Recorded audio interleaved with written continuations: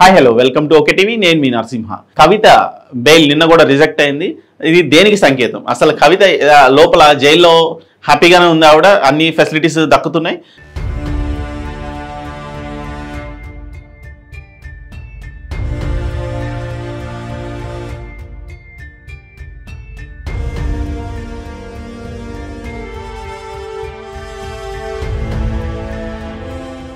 So ఖర్చు పెట్టుకునే దమ్ము కూడా ఆవిడకు ఉంది. సో తిహార్ జైల్లో అందరు విఐపీసీ కాబట్టి అక్కడ విఐపీ ట్రీట్మెంట్ కూడా జరుగుతుంది ఆవిడకి.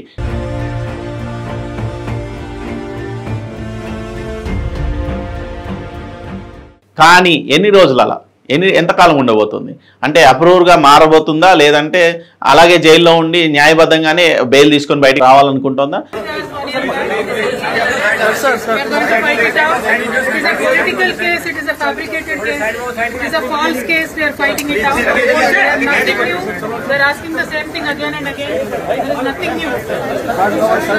లేదంటే గతంలో మనం చూసాం, జగన్మోహన్ రెడ్డి కూడా 16 నెలల పాటు జైల్లోనే ఉన్నారు ఇలాంటి ఈడీ కేసులోనే.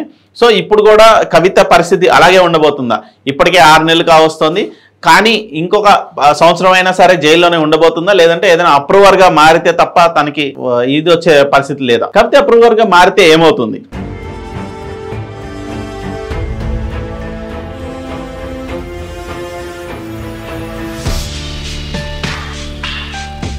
ఒకటి రెండు రోజులుగా కవిత గురించి ఒక వార్త తెగ సర్క్యులేట్ అవుతోంది. ఢిల్లీ లిక్కర్స్ కుంభకోణంలో ఎమ్మెల్సీ కవిత అప్రూవర్గా మారబోతున్నారని ఆ వార్త సారాంశం.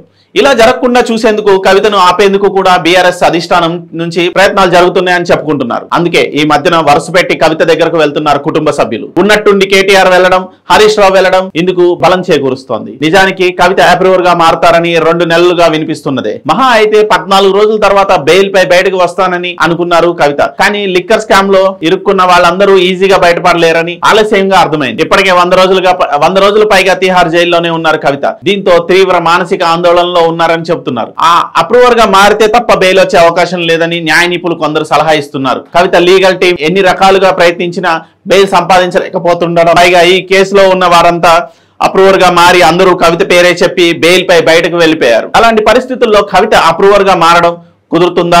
ఇప్పటి వరకు నిందితురాలిగా ఉన్న కవిత అప్రూవర్ గా మారితే పరిస్థితి ఏంటి? కేసీఆర్ గాని కుటుంబ సభ్యులు గాని అప్రూవర్ గా మారడానికి ఎందుకు అంగీకరించడం లేదు? అప్రూవర్ గా మారడానికి ఛాన్స్ ఉంది, ఎందుకంటే 100 కోట్ల ముడుపులు ఇచ్చారన్న అభియోగాలు అయితే ఉన్నాయి, కానీ అందులో 59 కోట్ల రూపాయల లెక్క తేలడం లేదు. మిగతా 41 కోట్ల రూపాయలు ఎక్కడికి వెళ్ళాయో తెలిసాయి.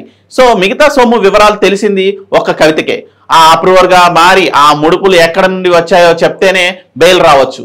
మరి కేసీఆర్ కుటుంబ సభ్యులు ఎందుకు అడ్డుపడుతున్నట్టు? సింపుల్, అప్రూవర్ గా మారితే నేరం చేసినట్టే లెక్క. తన బిడ్డ కడిగిన ముత్యంలా బయటకు వస్తుందంటూ ఇన్నాళ్లు చెప్పుకున్నారు కేటీఆర్, హరీష్ రావు కూడా. అది అసలు కేసే కాదు, ఏ తప్పు చేయలేదని అంటున్నారు. ఇప్పుడు గానీ అప్రూవర్ గా మారితే బిడ్డ తప్పు చేసిందని ఒప్పుకోవాల్సి వస్తుంది. మరి కవిత తన నిర్ణయంపై ఉంటారా, కేసీఆర్ మాట వింటారా? చూడాలి.